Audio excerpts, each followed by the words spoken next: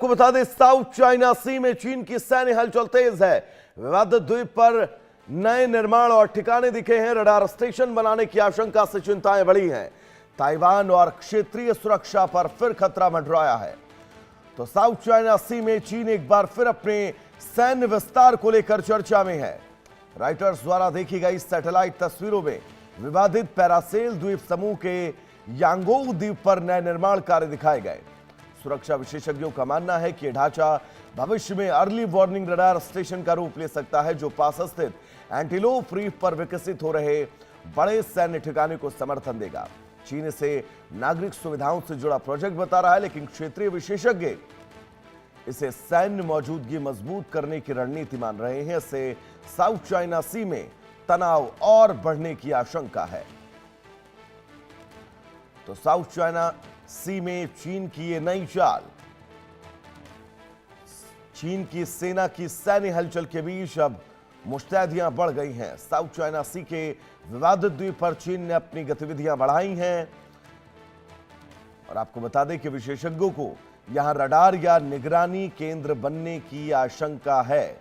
निर्माण मार्च-अप्रैल 2026 से जारी बताया जा रहा है, यानी कि तकरीबन 3 से 4 महीने हो चुके हैं इस निर्माण कार्य को।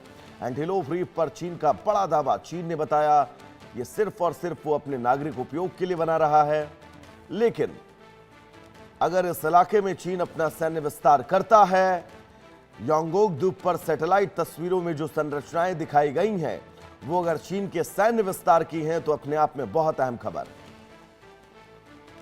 मार्च और अप्रैल महीने से ही यहां पर निर्माण कार्य जारी है। एंटीलोप रीफ पर चीन का बड़ा सैन्य ठिकाना विकसित हो रहा है। चीन ने दरअसल इसे नागरिक उपयोग को लेकर बताया है, जिसके बाद बड़े सवाल। ब्रायन हमारे साथ जुड़े हुए हैं तमाम जरूरी अपडेट्स के साथ। ब्रायन, साउथ चाइना सी में ये बड़ी हलचल ये दर्शाती है कि चीन अपनी विस्तारवादी नीति के तहत इस इलाके में बड़ा सैन्य बेस मजबूत कर रहा है। हालांकि चीन ने इन दावों को खारिज किया है। पूरी खबर क्या है, दर्शकों को बताइएगा। जी बिल्कुल, देखिए साउथ चाइना सी में चाइना के मिलिट्री एक्सपेंशन को लेकर एक बार फिर कंसर्न बढ़ता हुआ नजर आ रहा है। रिपोर्ट्स के मुताबिक 25 अगस्त को रिपोर्ट किया गया था कि डिस्प्यूटेड पैरासेल आइलैंड के यांगोंग आइलैंड पर नए इंफ्रास्ट्रक्चर देखे गए हैं। 17 अगस्त को भी सैटेलाइट इमेजरी में 3 ब्रांचेस जैसे स्ट्रक्चर्स नजर आए, जबकि कमर्शियल सैटेलाइट कंपनी वैनतोर के मुताबिक यहाँ कंस्ट्रक्शन मार्च अप्रैल से चल रहा था। अब सिक्योरिटी एक्सपर्ट्स का भी ये कहना है कि कहीं ना कहीं इन स्ट्रक्चर्स का एग्जैक्ट पर्पस अभी भी कंफर्म नहीं हुआ है, लेकिन साउथ चाइना सी के दूसरे एरियाज में देखे गए मिलिट्री रेडार और अर्ली वार्निंग फैसिलिटी से मिलता है। इसीलिए पॉसिबिलिटी है कि यांगोंग आइलैंड पर फ्यूचर में early warning radar station develop किया जा सकता है, ये रिपोर्ट्स बता रही है।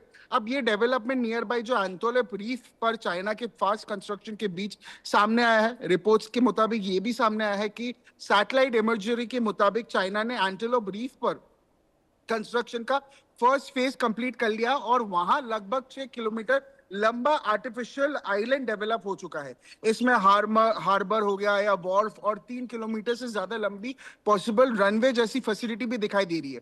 अब एनालिस्ट का कहीं ना कहीं मानना है कि यांगोंग आइलैंड का पॉसिबल रेडार फैसिलिटी एंटीलोप जो रीफ के फ्यूचर इंस्टॉलेशंस को सर्वेलेंस और अर्ली वार्निंग सपोर्ट दे सकता है। अब चाइना ने किसी भी न्यू मिलिट्री बेस का कंस्ट्रक्शन को ऑफिशियली, जैसे आपने बताया, एक्सेप्ट नहीं किया है, पर चाइनीज स्टेट मीडिया का कहना है और चाइनीज सोर्सेज या रिपोर्ट्स का कहना है कि एंटीलोप रीफ पर facilities weather forecasting, fisheries protection और साइंटिफिक रिसर्च जैसे सिविलियन पर्पसेस के लिए है। इसके अलावा पैरासेल आइलैंड को भी लेकर चाइना, वियतनाम और दूसरे जो रीजनल क्लेमेंट्स है उनके बीच में भी पहले से ही बहुत ज्यादा डिस्प्यूट था। अब साउथ चाइना सी से ये एरिया ग्लोबल ट्रेड के लिए बहुत ज्यादा स्ट्रेटेजिकली इंपॉर्टेंट है। एक्सपर्ट्स का कहना है कि यांगोंग और एंटीलोप रीफ पर कंटिन्यूड कंस्ट्रक्शन से साउथ चाइना सी में चाइना की सर्विलेंस और मिलिट्री प्रेजेंस को और ज्यादा स्ट्रॉन्ग कर सकती है। इसका इम्पैक्ट भी ताइवान के अराउंड किसी फ्यूचर सिचुएशन के साथ साथ वियतनाम हो गया, फिलीपींस हो गया या अदर रीजनल कंट्रीज की सिक्योरिटी प्लानिंग पर भी पड़ सकता है। हाउएवर ये भी एक सामने आ रहा है, ये भी रिपोर्ट सामने आ रहा है कि एक्सपर्ट्स ने ये कॉशन जताया है कि यांगोंग आइलैंड के नए स्ट्रक्चर्स को भी ऑफिशियली मिलिट्री रेडार स्टेशन कहना बहुत ज्यादा प्रीमेच्योर होगा। जी। और ब्रांड बहुत महत्वपूर्ण है क्योंकि एक तरफ आप याद करिए अरुणाचल की उन तमाम सीमावर्ती इलाकों में जहां पर चीन लगातार अपनी इंफ्रास्ट्रक्चर जो है वो बिल्डअप कर रहा है, जिसको लेकर नाग कम्युनिटी ने बाकायदा सरकार को रिटर्न में एक एप्लीकेशन दिया है और ये कहा कि चीन अपने क्षेत्र में जो है वो दखल देकर अपनी इंफ्रास्ट्रक्चर को मजबूत बना रहा है। हालांकि सरकार ने इस दिशा में कोई स्पष्टीकरण नहीं दिया है और सरकार का बिल्कुल साफ कहना है कि चीन ने ऐसा अब तक कोई कब्जा नहीं किया है। लेकिन इन खबरों के बीच ये मानकर चला जाए कि चीन जिस विस्तारवादी नीति के लिए जाना जाता है वो अपनी नीति की तरफ आगे बढ़ रहा है इन दो खबरों के जरिए।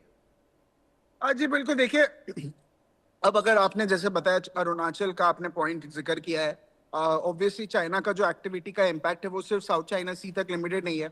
इंडिया के लिए भी चाहे हम अरुणाचल प्रदेश चाहे एलएसी की बात करें, वहाँ चाइनीज इंफ्रास्ट्रक्चर बॉर्डर एक्टिविटी एक मेजर कंसर्न रहा है। इसके वजह से कल अजीत डोभाल भी वहाँ चाइना में गए थे, वांग यी से उन्होंने मुलाकात की थी। अगस्त में भी अरुणाचल के ताकसिंग सेक्टर के पास इंडियन और चाइनीज ट्रूप्स का एक फेस ऑफ देखने को मिला था।